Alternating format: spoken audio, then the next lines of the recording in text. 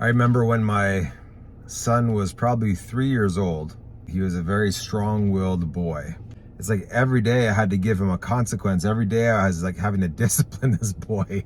He was so strong-willed. And I remember this one time he refused to listen, even after, having consequences and discipline, towards him. And it's just nothing was working this one evening. And I was tired. And this was just really starting to frustrate me.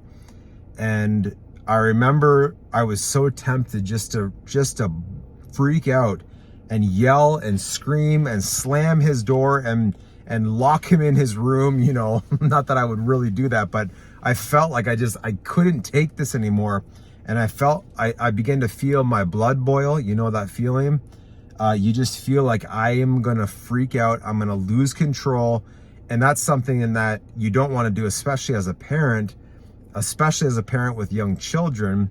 But just in general, as a Christian man, we want to be men who are men of self-control. And sometimes it can be very hard when you feel that frustration begin to just bubble up on the inside. And you know exactly that feeling.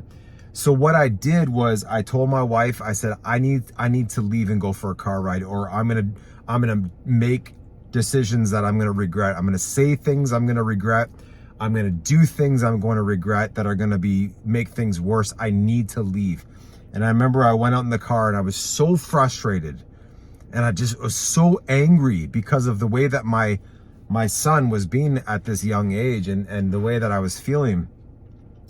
And so I went for a car ride, and I remember I just unleashed everything I felt to God.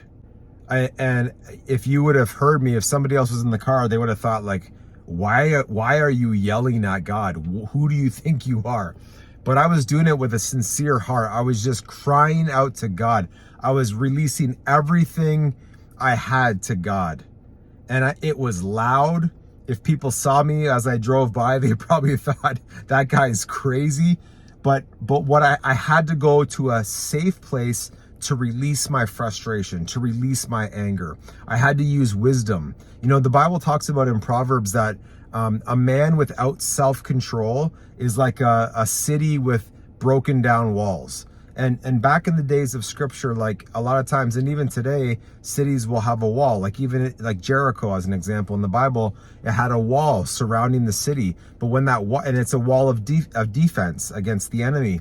And when that wall was either broken down or not there, it's an open city for the enemy to come in. And that's what it says in Proverbs, that a man who without self-control is like a city with broken down walls. You're just going to let the enemy come right in and just steal everything from you. And so I knew I had to walk in self-control and to get alone, to get to my own private place, to release this frustration and anger before the Lord. And I did it. And I went back home maybe 20 minutes later, and I still felt that feeling, but it was so much lighter. I was able to go in and handle myself with my son in front of my family, my wife, differently, in a right way, because I went and took a break.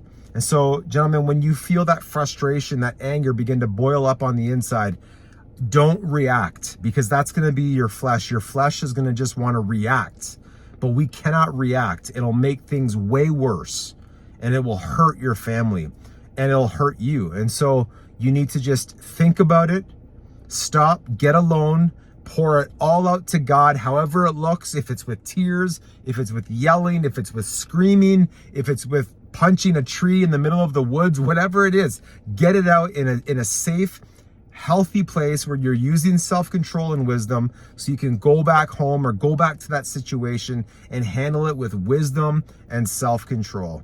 Don't react. Respond with wisdom. Go somewhere else to release that frustration before God. Cast all of it upon the Lord. Go back and be the man that God has called you to be, a man of self-control.